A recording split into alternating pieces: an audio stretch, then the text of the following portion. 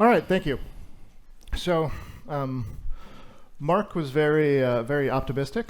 So, in order to make our presentation a little bit better, I'm going to use a classic manipulation tactic. First, we're going to bring us all down a little bit, and then to build us back up.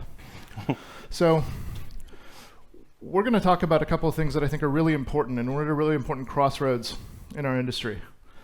We can very much use the massive improvements in computing, the massive improvements in artificial intelligence for good, or for not so good. Right? So I want to first kind of level set us with three potential visions of the future. Three different ways that our next 20, 30 years can play out. Some may be less plausible, others I think are already here. So the first one is sort of the Star Trek vision of the future, right? There's no more scarcity, everybody is happy, we don't have to worry about bills anymore. Computing takes care of all of our needs, everything's 3D printed, maybe even food, right? And I can have a burger whenever I want without my cholesterol going up, it'll be good stuff. And you create this sort of freedom from worry, and everybody's able to achieve their maximal potential and all the other nonsense that's in Star Trek. Or we can have the toasters take over the planet, and have a really interesting version of sort of Terminator, right? Where we develop AI without any ethical boundaries, and we don't think of how we can help people improve and sort of live in a beneficial symbiotic relationship with our technology. And then we get we're either made extinct, enslaved, or used as batteries to further the really implausible plotline of the Matrix. So the third future is the one that I think, unfortunately, is already here, and that we live through, and that I think a lot of you are likely affected by, which is this is the area where I was doing research for this presentation, and I had to go drinking a couple times because it was like this is terrible stuff, because we're increasingly using intelligent systems and artificial intelligence and the way that we interact with technology to dehumanize interaction, to take human interaction out of the picture. And it leads to an incredible increase in depression, it leads to an increase in suicide, it leads to, when you look at social media, how it groups us all into sort of like-minded tribes, and then essentially gives you addiction mechanisms, likes and things like that, to increasingly be nasty to people around you. And it's leading to social division. It could even lead to civil conflict. It's not happy stuff, right? So I've started to call this the era of malevolent intelligent systems, right? I think some of the folks in the industry that do this stuff forgot that don't be evil shouldn't turn into be evil. Not particularly one company, there's a number of them that did that, but that was one's motto that I thought was rather apropos for that. So the real problem boils down to this. The current interfaces that we all use, they force you to adapt to their pattern of interaction. They take human contact away. They create more and more distractions. I mean, how many of us want our pilots on our planes? What Mark was talking about pilots. How many of us want them to have 3 or 4 or 5 devices that they have to check for different aspects of their job?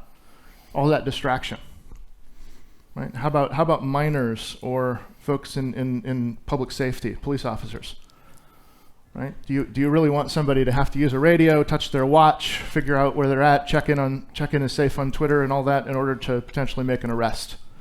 Not a great situation. And one of the other things that I think is really important, and we're often moving our conversation toward, is this increase in efficiency by removing humans from the process. And in some cases that's good, and Eric will tell us a little bit about that later. But in most cases, we really want to talk to people, right? So how many of us really enjoy when we have a customer service issue and you have to talk to a chatbot or an IVR? How many of you enjoy that? How many of you, within the first 2 minutes, are like, please let me talk to a goddamn person? Right? Because for the most part, even though we're very enthusiastic about artificial intelligence, we're very enthusiastic about these types of systems, they can't replace human intelligence in many cases, and we're still quite a ways off from being able to do that. But we pretend like they can. Right? But for the most part, the decision-making ability is very limited. And so we're in a place where we talk to each other less. We have less human interaction for customer service. Our security and safety personnel and other folks who are in critical industries are having to check multiple devices and be less safe. And we're in this era where we're still centralizing communication.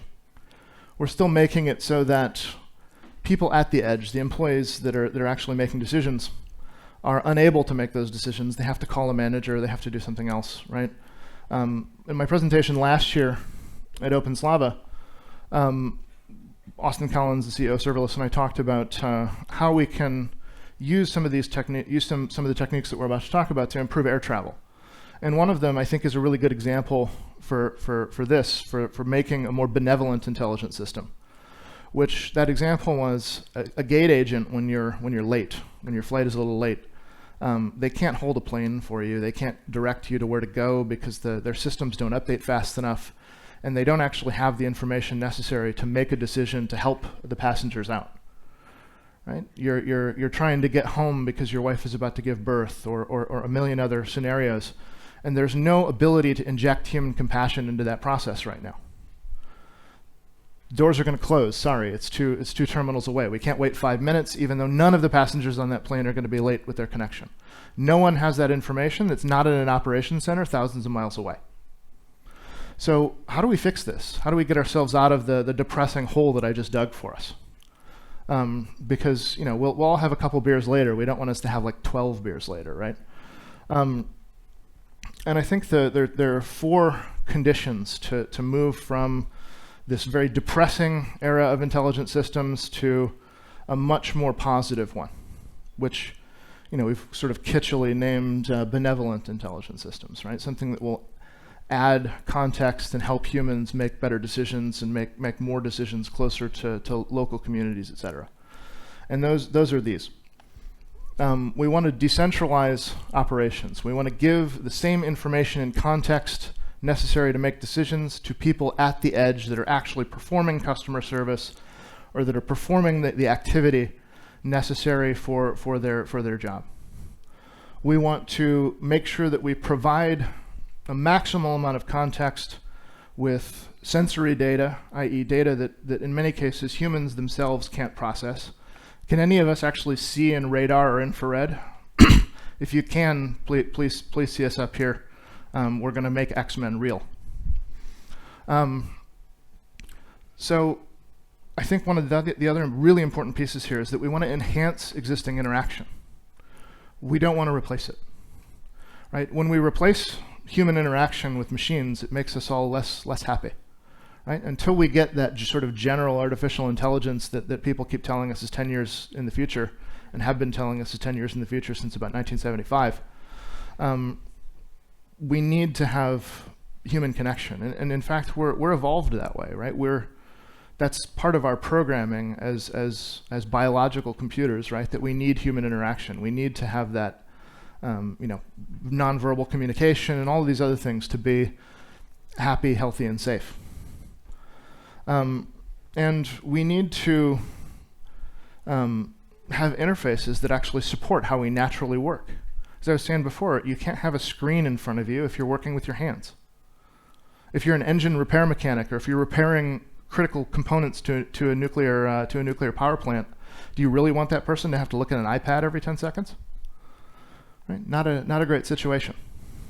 So the first of our conditions, and we're going to talk through each one of these and sort of give a quick example of where we're doing it.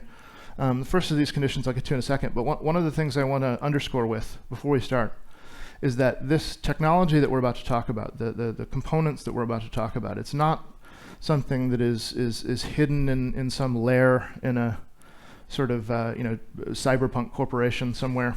It's not sitting in the labs at MIT or Stanford. It's actually, much of the technology we're about to talk about is developed here in Bratislava by Slovak people. by folks like Eric in the US, by Alex, who's in the audience somewhere in Mexico. And it's very accessible. The components exist for us to do this now. And I honestly believe some of the smartest engineers in the world are sitting right out here that are going to solve a lot of these problems for us. So as we talk through this, just let's keep that in mind, that it's a very accessible thing for us to help solve these problems. And many of the folks out in the audience right now are going to be the people that solve these problems. And even though we're talking about this as sort of a problematized statement, I want to kind of go back to what Mark said a moment ago. There are tens, if not scores, of billion-dollar industries in almost everything that we're talking about. You can absolutely do well by doing good with many of these things, and I think that'll be a great thing for us in the future. So I want to start with talking about the most fuzzy of all of the four, which is central versus local decisions. We as humans tend to build very hierarchical systems for ourselves. Decisions are made by a central point which tends to hoard all the information.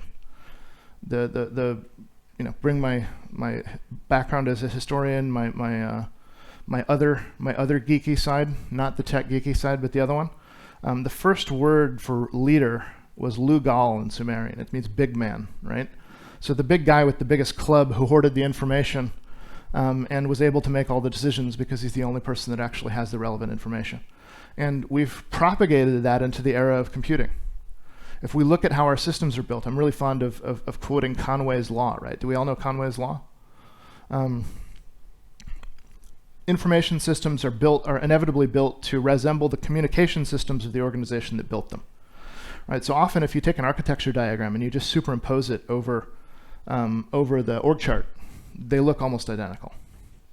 And what this causes for us is this huge efficiency and accuracy problem, because for any of us has anybody played the telephone game when we were kids? Right, where you have one person give one bit of information to the next, to the next, to the next, and then that filters back to one of the original actors to make a decision. The message is completely garbled and utter nonsense, right? So not only can you not push the communication out to the edge, you can't push initiative out to the edge, you can't empower anything, right? And the technology that we need to bring to bear to help push that decision making to the edge is all about creating these sort of benevolent intelligent systems. So Eric is going to kind of walk us through how we do that. Thank you, Matt. So just to start, Marnik was right. Normally the first thing we get is we do look like an old married couple. My wife would be very surprised to know that. So. No, definitely don't look like brothers. But, So as Matt just said, our ability to see the world is incredibly limited by essentially the senses that we're born with. I'm unaware of anyone that adds senses as they get older, but typically senses do get removed as we age. And so the systems that we build are often a reflection of that reality. We look at the world simply as an extension, or at least external to ourselves. And so a lot of our systems, as you can see from that diagram up there, are always centralized around one point.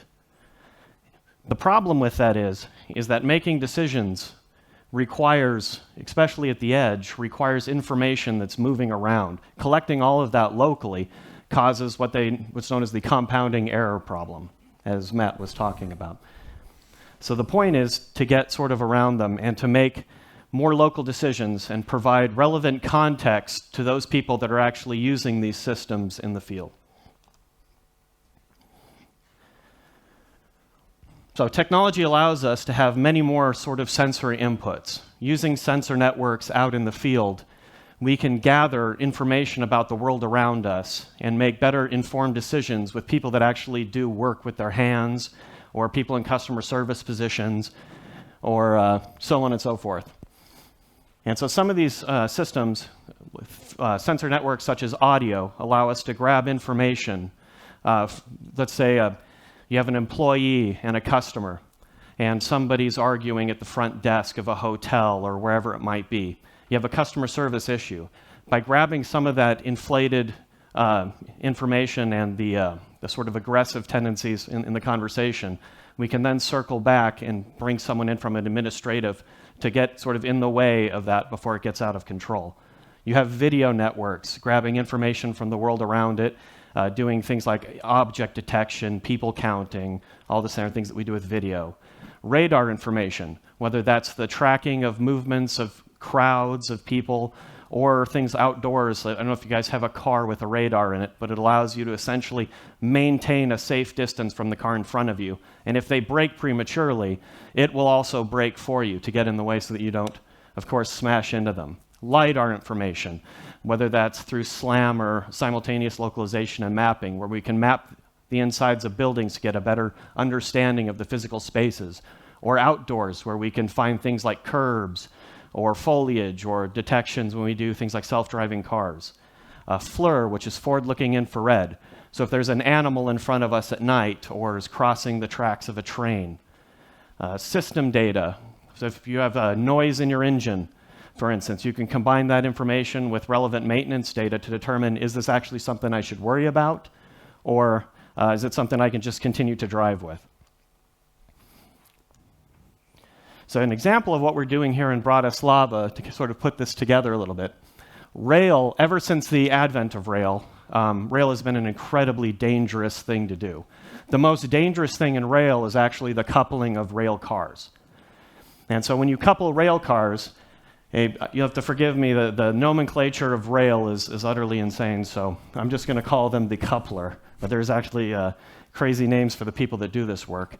But essentially, you get two 50,000 plus kilo cars. A person stands in the way and directs, just like they did in 1850. And in that process, you have the coupling mechanism of the two cars. And if they don't align, the rail doesn't couple. And so what you find is they'll do a little kick to make that couple, and very often it works. The only problem is sometimes the foot doesn't leave. And between two 50,000 kilo cars, you're always the loser no matter what happens. So here in Bratislava, we're building systems that integrate things like 78.5 gigahertz radar, camera systems, FLIR systems, to automate, to take the person out of the actual dangerous part of rail, and then allow those cars to safely couple, whether it be maintaining safe trajectory information. I think in the United States it's 2 miles per hour or below, but to make sure that they're safely connected. So when we talk about enhancing, we seek to provide maximal context. And very often we have people, right, that are working in these sort of environments. And ensuring that actors have relevant information is probably the most important part. So how many people here took like a car share on their way here? Just out of curiosity. It's like a couple. Well, I use car share all the time as I travel, and one of the items you'll notice if you ride in an Uber or a Bolt or whatever it might be is that there's a screen off to the right, is often where it's placed, at least if you're not in Britain or Australia, and it sits over here, and they're constantly doing this and grabbing the next ride and looking over here, while you in the back are holding on for dear life because they're actually not looking at the road. And so simply making things like natural interfaces is absolutely important to literally minimize distractions and interruptions. One of the items that we do very often in business is we tend to think of user interfaces as simply a video mechanism. So it's always something that happens on a screen. Well, as in, if you've taken an Uber or a Bolt, you know that there's much safer ways to go about this. An example of where we're doing this is in inclement or bad, sorry about that. In inclement or bad weather, it's very hard to find or see anything on the tracks in front of you. So it could be something, ice that's collected 100 meters in front of the train, a full whiteout with snow, or even something like railroad ties or things that have been left on there that could easily derail a train or cause damage. And so integrating radar into train systems allows us to see those items ahead and alert the engineer. One of the most important part is letting people make those decisions, because if you've spent thousands of hours training and working in a similar vocation, you typically do your job a lot better than an engineer did in a cubicle with his laptop. The 737 737 MAX story is a very good example of of not using automated mechanisms where a person can make a better decision. And so if the rail operator doesn't respond to our system, basically the system itself, once we hit a terminal velocity where if we don't stop, we're going to impact that obstacle, we can essentially stop the train automatically, providing the safest mechanism. So natural interfaces are incredibly important. Not everyone works with a screen or should work with a screen. Things like audio interfaces are great for people like service workers, security, as Matt mentioned earlier. Everything in the customer service. So an engineer in a train, for instance, we shouldn't add another screen that they have to look at. They're actually supposed to be looking ahead for obstacles or actually just maintaining the train itself. So adding 5, 6 screens for every system that we want to add is much more of an anti-pattern than anything else.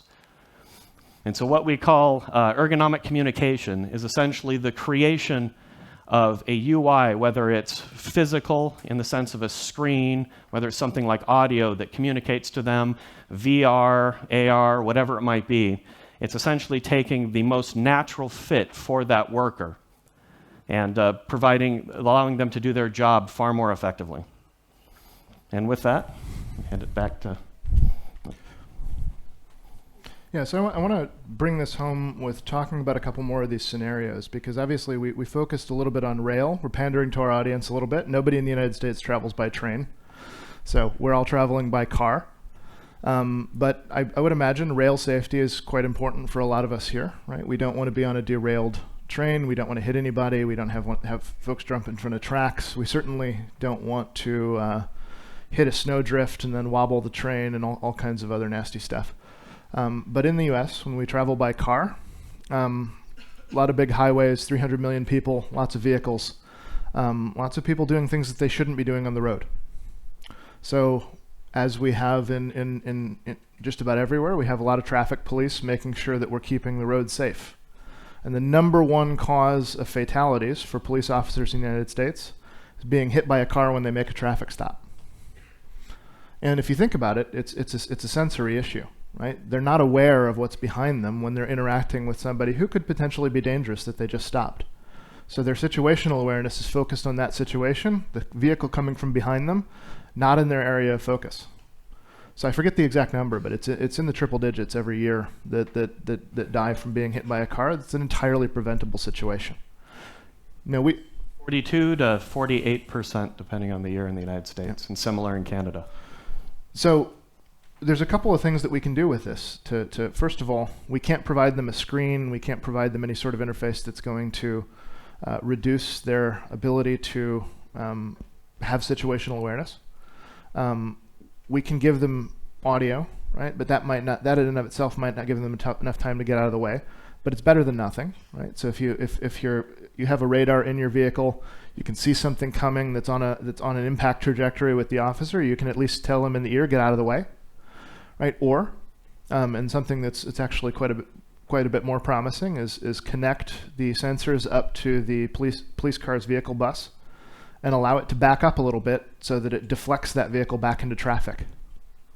Right, so give it just a slight bump to get it back into the lane that it's supposed to be in, rather than create a big collision or potentially endanger the life of the officer or the person that was pulled over, because most of the time they're just pulled over because they're late to work.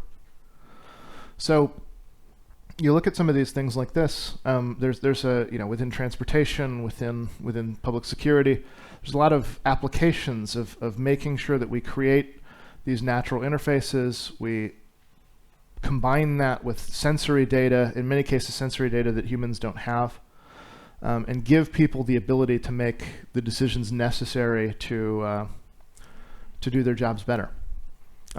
Give one more example of this, because I think it's actually a really interesting one that Eric and I are about to look at, which is looking at using some of this data to affect better safety and security outcomes. And one of the things that we were actually looking at is the movement of crowds, right? And a crowd gathering might be something really innocent. And it might be something like there's a musician on the street and you have a crowd gathering around because they're quite a good violinist. You could also have a crowd start running in multiple directions, And if you combine that with sound data, maybe there was an explosion, maybe there's something bad that happened, right? And that's all predictable behavior. And in that kind of situation, it's really key to get emergency personnel to that location as quickly as possible, right? Seconds count. So if we're tapping into this data, we can understand that happened. Crowds begin to move in predictable patterns. We hand this context back to somebody in, say, an emergency operations center that's able to direct resources to be able to handle that problem, to be able to get folks to the right location where they need to be. So I think one of the, to kind of conclude a little bit here, we want to, I'm going to go back to one of my other slides. Not depression, because we don't want to be there. So just to kind of bring it back home, we want to, as much as possible, allow people to make decisions. We want those people to have the full context available to make that decision. So they need data that we in and of ourselves don't possess. So we need to give them that new sensory data to be able to make the decision. We need to provide context for that data, right? The data itself is useless. When you just see a video of somebody kind of moving around semi-suspiciously, it's only useful when you combine it with other inputs. And since we don't have eyes in the back of our head and we can't see in radar yet, I guess, maybe some of the bionic technology that Mark was talking about, we can fix that problem in the near future. But for now, we can give folks augmented reality interfaces, or just simply an earpiece that says, hey, this I see an infrared signature of somebody hiding behind the bushes, so you don't have to shine your flashlight there. We want to enhance existing interaction. So one of the things that is a huge pet peeve of mine, because I travel a lot, is when I'm in a hotel and the person has to, you go in, they don't know who you are, even though you've already checked in on mobile check-in. They look at a screen for 2 minutes checking you in on an application that was written before most of you were born. And they look away from you constantly. And the human interaction that's supposed to be part of hospitality, I mean, the word hospitality is about creating warm human interaction. And we've dehumanized that process, but we can bring it back, right? If that person knows your name from you walking in, because you're already giving the hotel company your location data most of the time, if you can already be checked in, if they can create a warm experience, right? Or just be able to have much less time in front of a screen and much more time in front of a guest, we've created a better situation for everybody. The employee is more happy, the guest is more happy, everybody wins, right? And the technology behind it is almost invisible to everybody involved. And I think that's another big piece of this, which is we're providing a lot of this context, as Eric said, without getting in their way. So, I want to end with a bit of a challenge here, because I think all of the things that we talked about are real, and we're doing them right now. So as we think about this combination of sense data, bringing it to people in real time via natural interfaces, allowing frontline employees to make better decisions with more information, and I want to repeat one of Eric's points, because I think if you take nothing else from this is the most important point. We want the machine to make we don't want a machine to override a decision that a human made that's a better decision based on context, abstraction, nuance, etc. People are still a lot smarter than machines are, and all of the things around it, around a situation, all that context, you can bring in additional sensory data for the person to make a decision. But we usually only want the machine to make a decision when a person can't, or there's not enough time, right? So in our examples of the potential foot loss in train coupling, we certainly don't want a person in that situation. But in many cases, as Eric was mentioning, when there's a snowdrift in front of the train, if it's fairly small, the engineer can just slow down the train a little bit, pass right through it, and no one notices any difference. There's no delay. Other times, if it's large enough, you probably need to stop the train because it's a potential derailment hazard. So making it such that we can allow people to make decisions, be empowered, and ultimately live happier, healthy, safer lives powered by technology, without that technology taking away all the human interaction that we need to live those happy, healthy lives. Thank you. All right, give it up for Eric and Matthew. Open Slava rock stars by now.